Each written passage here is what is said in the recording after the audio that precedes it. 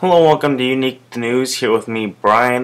This is going to be a little bit different of a channel. See, on my other channel, I mainly focus on duct tape wallets, vlogs, everything more in that area. And on this one, I kind of wanted to focus on the news, and because I like watching Sexy Phil or Steven Steele or all those people. And I felt like I could do something like that on my own because I do stay in touch with the news and I know what's going on. And I wanted a good story, and today just happened to provide me with one. So I woke up, I went downstairs, made myself breakfast. My mom was down. She's like, "So, did you hear the news?" And I was like, "No, I didn't." And then she told me. And then I went on YouTube and I watched the video, and then I almost missed the bus, but I had to get out there. So I watched the video. I thought it was good, and I'm talking about the Osama Bin Laden getting killed, and I'm pretty happy about it. I mean, way back when it happened in 9/11.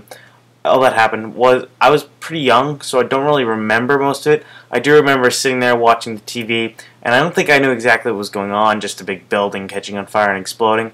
And then as it moved on and progressed, I figured out what happened.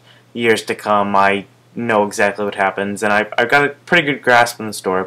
And I kind of wish way back when, like as Sexy Phil was saying earlier, he was watching in high school when this happened, and I kind of wish that I had that, like more knew about it a little bit more, instead of now I kind of had to pick up on it, learn more about it, because it was a long time ago, like 10 years, so that put me in about the age of 5, which is, you know, pretty young.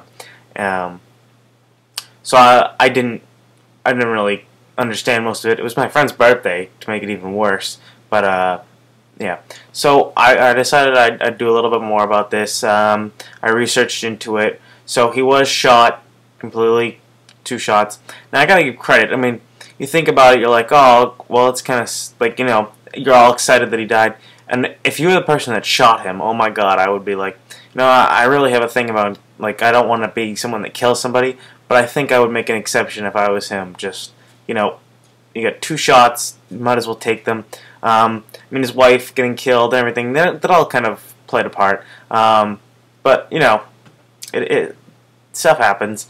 I am kind of worried that there'll be an attack where we're on high alert. I mean, in years to come, there's definitely going to be attacks. It's going to happen.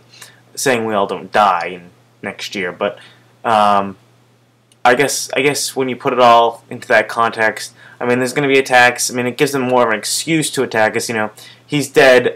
They want us to like do something with him. So now we hate America even more. Let's attack them. Our leader's gone. Whatever. We'll continue to do this. So, I mean, there's definitely worries. I mean, I don't think it'll be that huge. I mean, if they sent rockets over here, I'm sure we could just blow them up. I mean, most of it is our weaponry, so I'm sure we know what's going on. And I guess it's not really that much to be worried about.